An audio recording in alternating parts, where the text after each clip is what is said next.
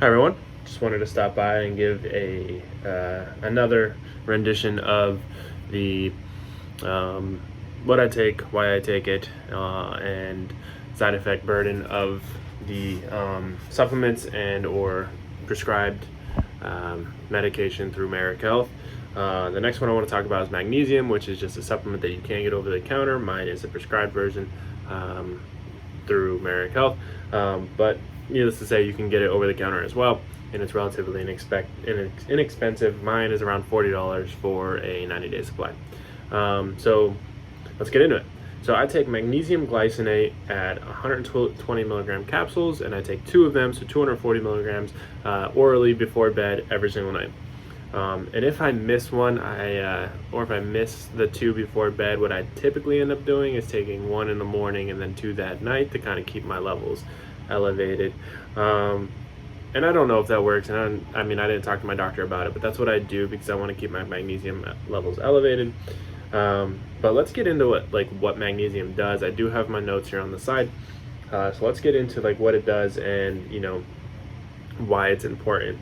So magnesium is a very important cofactor in about 300 enzymatic processes within the system.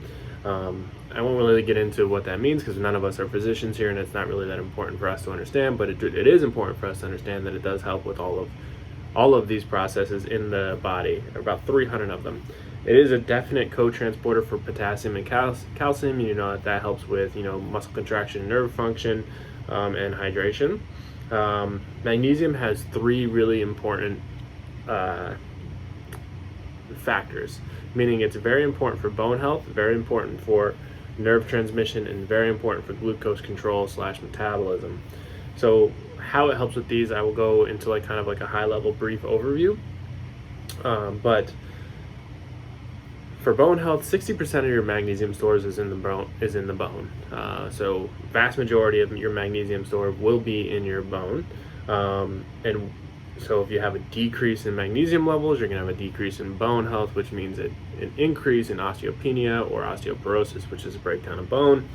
And it does this through increasing osteoblast regulation and decreasing osteoclast. So osteoblast is what builds your muscles. Osteoclast is what breaks, not your muscles, sorry, your bones. And osteoclasts is what breaks them down.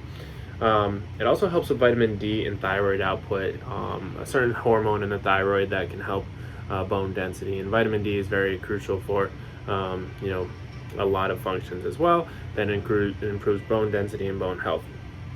Now, like I said, high level overview, having more magnesium helps improve bone health and bone density and both bone strength. The next thing that I mentioned was nerve transmission. So magnesium can help by regulating potassium and calcium, to help muscles contract and things like that. It also is an antagonist for the MNDA, and it's an agonist for GABA. So this will help with your mood. It'll help you feel kind of a little bit better, not as down low. It also helps with migraines through the regulation of MNDA, through I think a down regulation of the MNDA. So if you have less MNDA, you should have less migraines, and that's because the magnesium sits right in the middle of where that receptor is. And finally, very, very important one for pretty much the general U.S. population is the benefits it has on insulin secretion. So it helps regulate insulin secretion, and then it does help uptake the insulin receptors in the muscle. It helps glucose travel across membranes, and it is a cofactor in carboxylation. So with all of those processes, it's easy to say that more magnesium will help with blood sugar, period. And it'll help your body's ability to be insulin sensitive and produce more glycogen so your muscles can work better, use more insulin for other functions within the body to help promote a better homeostasis within the body.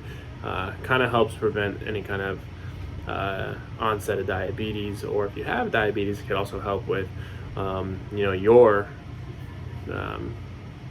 experience with diabetes. So symptoms of low magnesium, migraines could be one, or muscle cramps. There's not really that many symptoms because there's not It's not really that like understood. Most people don't really like look at themselves and like, oh, this is probably because I'm deficient in magnesium or whatnot. And you also don't have that big of an error. So like with potassium, for instance, if you have too much potassium, we all know that can be fatal. If you're a hospital ridden, patient or whatever, too much potassium can lead to heart issues. Whereas with magnesium, you have a larger gap to get to that level of side effect burden. So supplementing with magnesium, you're less likely to get to that area where it can become troublesome. So most of the time, if you're supplementing with magnesium, you'll just notice the benefits. You won't really be able to key it into like your side effects or what was happening because you were deficient. But if you do have any kind of deficiencies in magnesium, you're more likely to suffer from osteopenia, which is your low bone density and decrease in bone health. You also might get cramps in the muscles and things like that. And you may be suffering from migraines. If you supplement magnesium, and it goes away, it's probably because you're deficient. Now, there isn't really any blood tests to measure for this. Well, there is, but they don't really order them because it's not, like I said, you have such a big gap to fill with supplementation. There's no real risk to supplementing with magnesium. But an easy test would be through urine analysis. So if you were to go to a lab, get a urine analysis done, you pee in a vial, and then they measure it, and there's not that much magnesium in there. That's because your kidneys are holding on to the magnesium because you're deficient in magnesium. Now, if there's a lot of magnesium in there, it's because, well, you're probably not deficient and you're excreting the amounts that you don't need. So that's one relatively quick and effective way that they measure if you're deficient in magnesium. Now, like I said before, I take magnesium glycinate capsules, 120 milligrams, 2 of them before bed. What kind of side effects have I noticed? Absolutely none. But I would say that my side effects from being probably magnesium deficient were headaches. I did get headaches. I don't know about migraines, but I get less headaches now. Cramping. I used to cramp a lot. I used to get some weird chest pains. That's kind of went away since starting with the magnesium. And I also noticed that my blood sugar has leveled. Now that can be because I'm exercising now. I have other supplements as well, but magnesium definitely helps with that. So I will say that definitely played a role in that.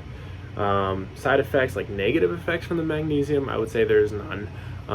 Maybe a little bit on the wallet, but $40 for 90 days is not that bad at all. So I do think it's definitely worth the money. Now, choosing what kind of magnesium you should take, there's plenty out there. Partnering with Merrick Health, they chose magnesium glycinate, and it's because it is the highly bioavailable version of magnesium chelate, so it's easier for the body to absorb and utilize. Now, out on the market, you might find other versions that aren't as easily absorbed, so you might not get as much bang for your buck. So if you can get the magnesium glycinate version, I would definitely go for that when you find it. Always take it before bed because it does have a little bit of a relaxing effect because it does help with the regulation of cardiac health. But like I was saying, if you feel like you need to get a test done before seeing if you should supplement with magnesium, talk to your physician, get your analysis done. If you want to just try it on your own, it is available over the counter, and try to get the magnesium glycinate version because it's the most highly bioavailable.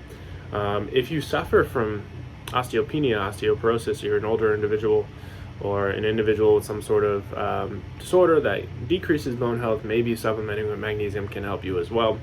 If you suffer from any kind of arrhythmias, talk to your physician, see if magnesium can help you with that. And if you suffer from any kind of sugar issues, or you notice, or you're a bodybuilder and you want to increase your insulin sensitivity, supplementing with magnesium can help with that as well. So yeah, it's definitely another one that I recommend most people get on, but always partner with a physician first. I am not a doctor. I'm not your doctor. You make your own choices, but it's always good to get biomarkers done.